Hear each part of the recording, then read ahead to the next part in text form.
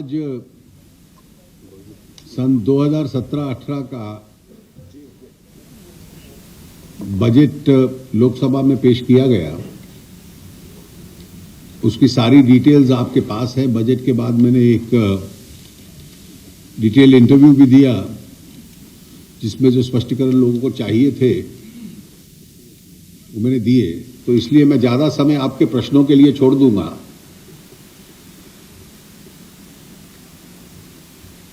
केवल इतना मैं संक्षिप्त ब्रीफ में कहना चाहूंगा कि बजट के पीछे जो उद्देश्य था वो बिल्कुल स्पष्ट था।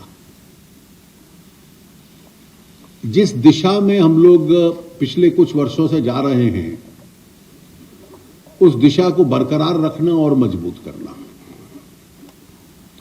उसमें कृषि क्षेत्र और ग्रामीण क्षेत्र में विकास के लिए पैसा डालना और अधिक से अधिक साधन उसमें डालना, ये सबसे बड़ी प्राथमिकता थी। जो सरकार की योजनाएं सफल हो रही हैं, जो सक्सेस स्टोरीज हैं, उनके ऊपर बिल्ड करना, इन योजनाओं की संख्या बढ़ाना, यह उद्देश्य नहीं था। और इसलिए ग्रामीण सड़क योजना, बीमा योजना, आवास योजना, स्वच्छ भारत के तहत शौचालय प्रोवाइड करना और ग्रामीण क्षेत्रों में गरीबी हटाने की दृष्टि से मनरेगा के ऊपर ज्यादा खर्च करना, जो इनफॉर्मल सेक्टर पे दबाव है वो थोड़ा ईजन हो। और इसलिए एक बड़ा खर्चा हमने ग्रामीण क्षेत्रों के लिए किया है।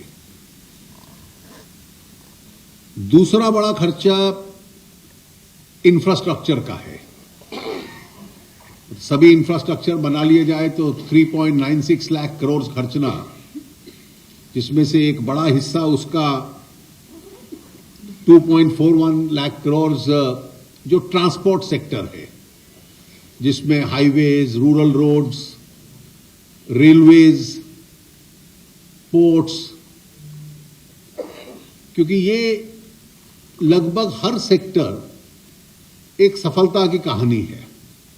और इसलिए इनमें किया गया जो इन्वेस्टमेंट है वो देश में आर्थिक प्रगति भी करता है, रोजगार के अवसर भी बढ़ाता है। और इसमें अन्य क्षेत्र टेलीकॉम वगैरह भी जोड़ लिए जाएं कनेक्टिविटी की दृष्टि से, तो एक बहुत बड़ा एक्सपेंडिचर इस क्षेत्र में भी है। डिफेंस एक बड़ा क्षेत्र था, जहां भी हम लोगों ने खर्चा बढ़ाया है और बढ़ाने की आवश्यकता पड़ेगी तो उसको बरकरार रखेंगे। सोशल सेक्टर्स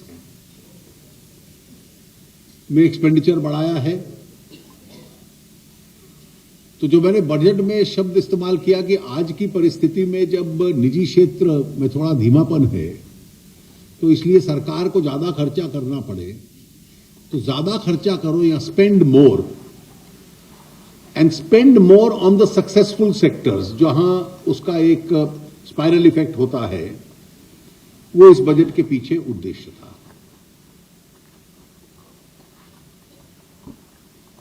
सरकार का एक दूसरा उद्देश्य यह था कि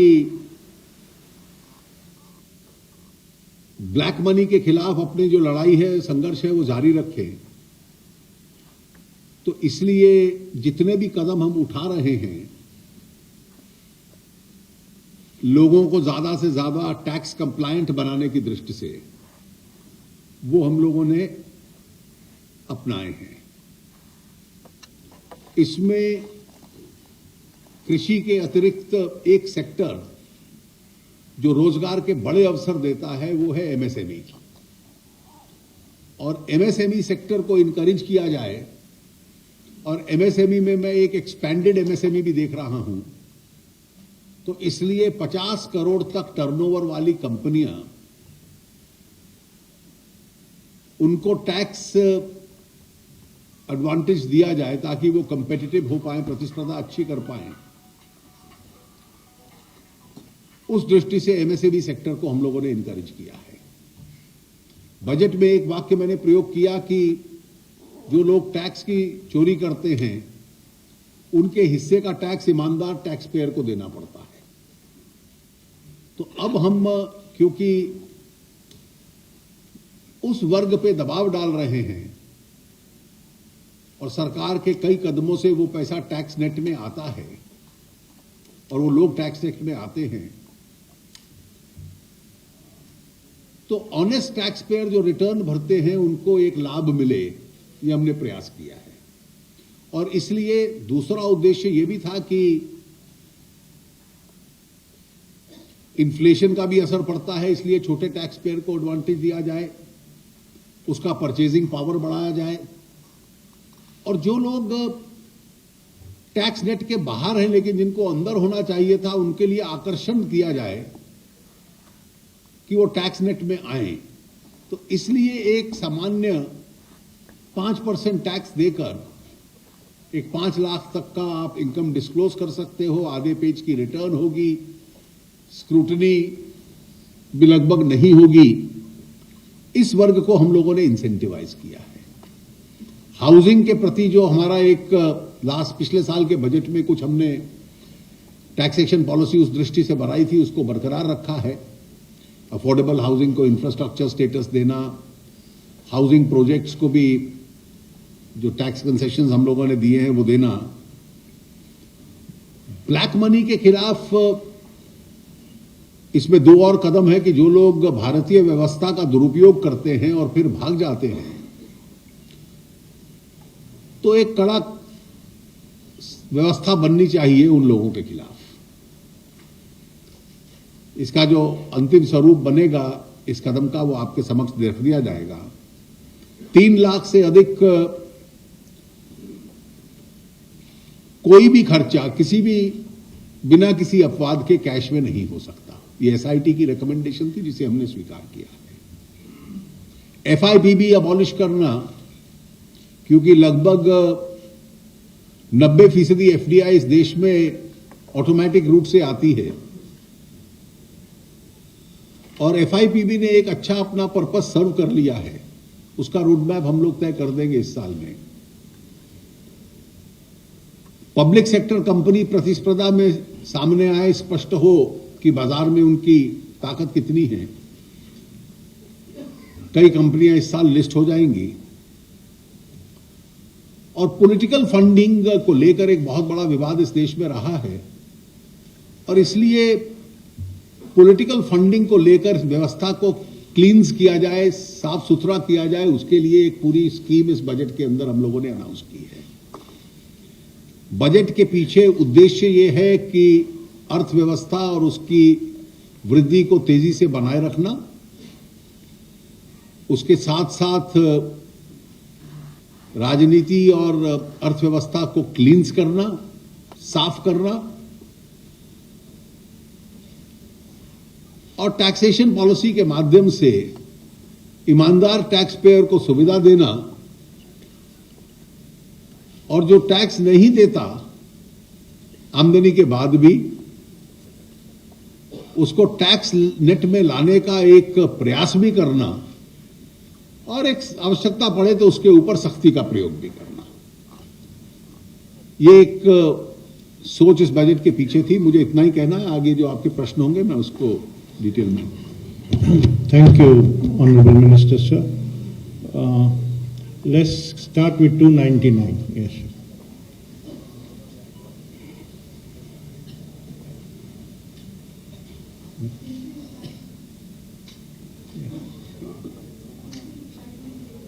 keep it near to your this one. Timsi this side from CNBC TV 18. So very clearly political funding is something which government is now intending to curb. How would you do the enforcement of such a big step that you've taken? You see, the system involves the following steps.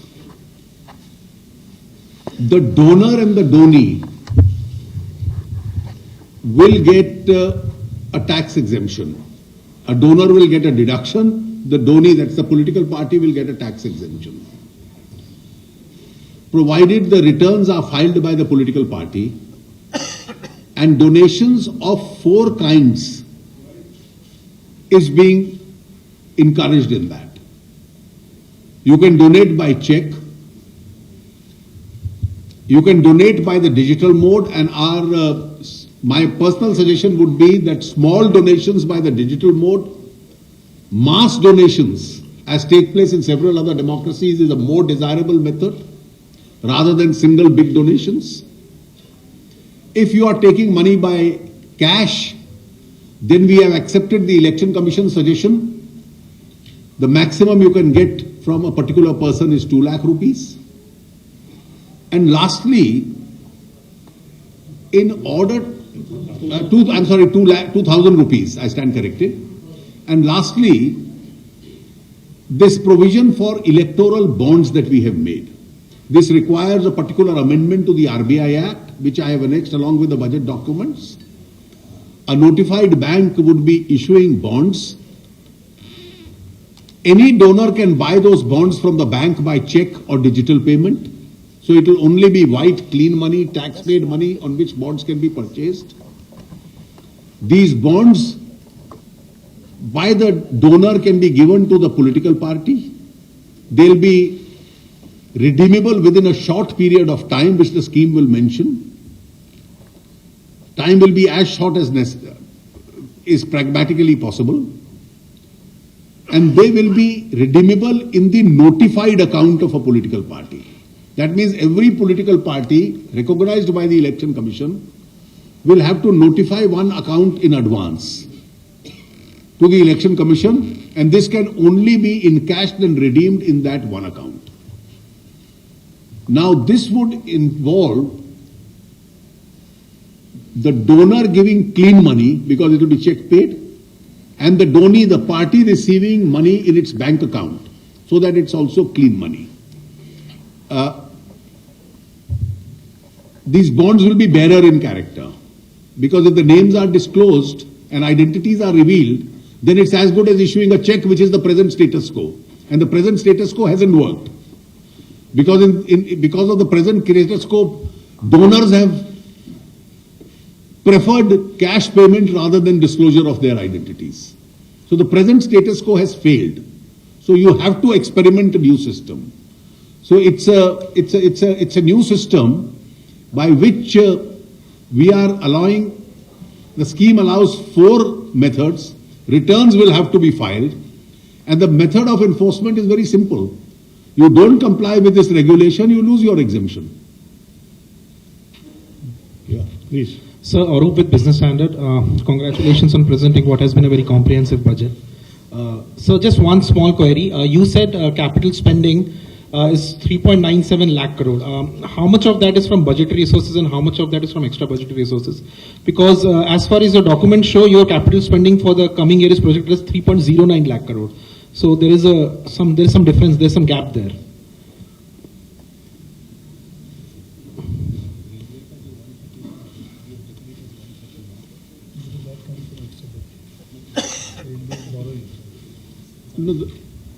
You see, the amounts which are from the budget are clearly mentioned in the budget. So the railways will have some extra budget spending, particularly I think in their Suraksha Quotient.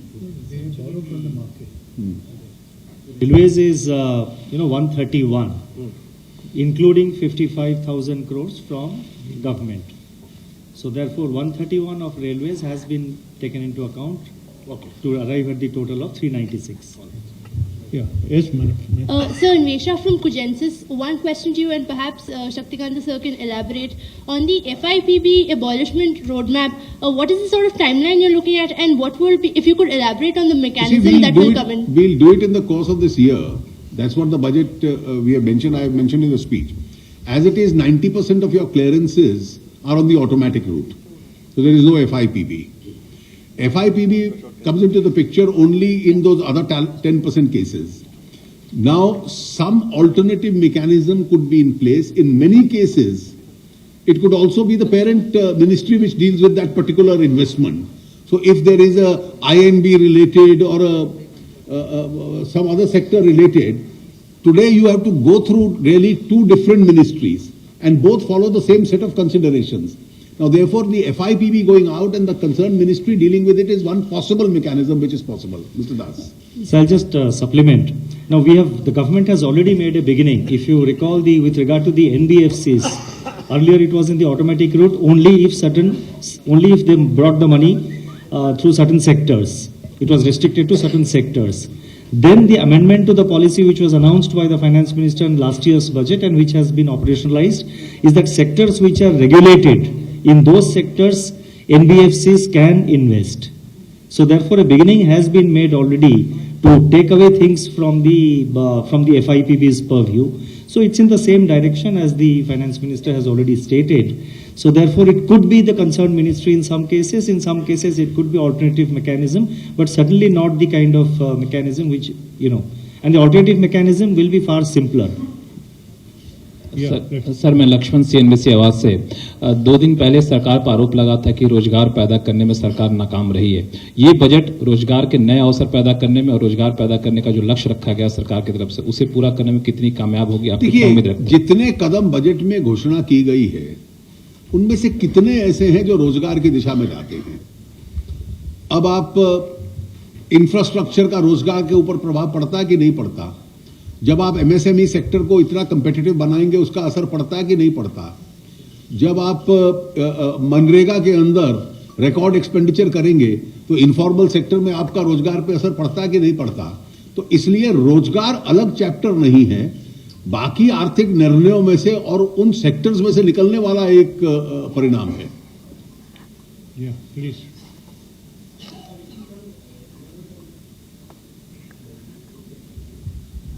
Sir, if you can elaborate on the steps taken for reviving the private investment, domestic investment especially, and large-scale investment and Make in India project. What are the steps in reviving the domestic investment? देखिए, as far as reviving private investment is concerned,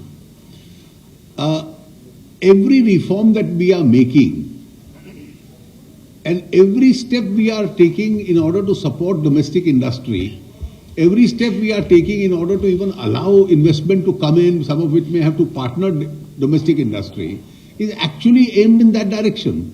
Similarly, sectors which have taken a hit on account of the global slowdown, we have been systematically addressing each one of those sectors.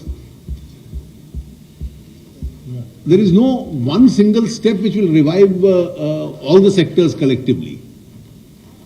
Sir, this is Sharad from The Hindu. Sir, here. Sir, given that you've increased the NPA provisioning limit for the banks, so this year do you expect NPAs to rise significantly? You see, because of the interest being factored in, unless settlements take place and some acquisitions take place, the interest factor itself may result in some increase. Yeah. So hi, I'm Ruchi. And when a comment was made 3 days ago that NPAs have risen, these are NPAs which are legacy issues. What has increased during this period is essentially not the fact that more monies have been given, the fact that the interest has added on. So from ET now, this year we've seen that for next year your fiscal roadmap and you are setting a target of 3.2%. In the past we've seen that rating agencies have not been too kind to any sort of deviation in the fiscal math. What is it that from the government side you will tell the rating agencies now? How Our record speaks for itself. You see, you inherited just 2.5 years ago something which was in the range of 4.6%, and from 4.6% to bring it down gradually year after year, stick to the target.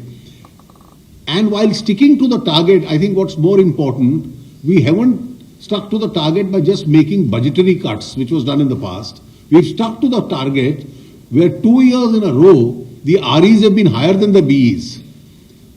And yet we've stuck to the target. I think you should also ask the same question of to rating agencies in China as well. Yeah. Sir Yes, sir. Shishir ABP news इधर sir Still. Sir जो आपने जो cheque bouncing के मामले में जिस तरह से कॉन्फिस्केट करने की बात की है, संपत्ति जब्त करने की बात की, उसका किस तरीके से देखिए, प्रोसीजर दोनों अलग विषय हैं। संपत्ति जब्त करने की जो बात की है कि जो लोग इस देश की आर्थिक व्यवस्था का उपयोग करते हैं, फायदा लेते हैं और फिर इस देश से बाहर भाग जाते हैं, इस देश की अदालतों को, इस देश के कानून को, इस देश के जिन लोगों से ऋण लिया है उनको डिफाई करके, और फिर कहते हैं कि मैं नहीं आने वाला, तो उनकी इस देश की आर्थिक व्यवस्था से कमाने की जो क्षमता है उसको रोकना एक वो विषय है। जो चेक बाउंसिंग का विषय है वो उससे थोड़ा सा अलग है।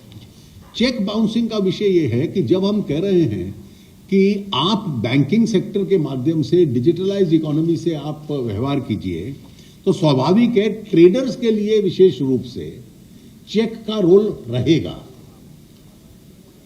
चेक बाउंसिंग के बाद जो मुकदमा डालने की प्रक्रिया है वो बहुत लंबी है और उसमें समय लगता है, और इसलिए जो व्यक्ति सामान बेचता है और चेक लेकर बैठता है, अदालत में धक्के खाता है, उसको फिर सालों साल लग जाते हैं अपना पैसा वापस वसूल करने से। अब इस व्यवस्था को छोटा कर देना, उस दृष्टि से department of financial services negotiable instruments act का कैसे सुधार हो सकता है, और ताकि ये समय एकदम कंप्रेस हो जाए और उसमें कोई फुल प्रूफ अरेंजमेंट आ जाए कि बाउंसिंग के केस में तुरंत उसको पैसा मिल जाएगा।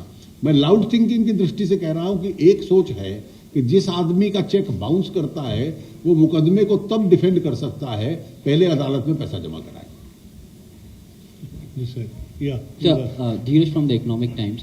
You have set a record disinvestment target for 72,500 crore in this in the coming You see, you fiscal. should, again, what I said about fiscal deficit, you should look at our track record. It's true that we are not being able to meet the budgetary target, but in sheer volumes, there is a significant amount that we have done. Now, earlier on, in the whole tenure of the government, you used to have some 25,000-30,000 crores being disinvested in 5 years. That's the kind of amount we do it each year. This year, for instance, we are optimistic about reaching 45,000 crores. And next year, you must bear in mind that there is a major item which is being listed, not because of the decision today, but because of the decision in the last budget, that is the GIC companies. And under the SEBI guidelines, all of them have to gradually come down to 74% government holding as a condition of listing itself. So, I am Sanjay Thapaya. I work for Independent Television. So, my question is regarding the political funding. So, it's a very big step. And my question would be, if it's the bonds, as you said, are anonymous, the bonds will be anonymous. So then, in that case, can they be transferred between parties? No, you see, therefore, it has a loophole there. No, there is no loophole. Once we have said there will be a scheme, we have also said it will be town bound. So the time will be very short. The time will be very short, and the time being very small between the purchase of the bond and the redemption of the bond. So you will have to. The donor will have to give it to the donee at the earliest. Otherwise, the bond can exhaust itself. Sir, I'm Ashut from BTVI. Sir, the finance bill says that there are certain rationalization provisions that have been made to the income declaration scheme, and some consequential amendments will be made to certain sections of the Income Tax Act.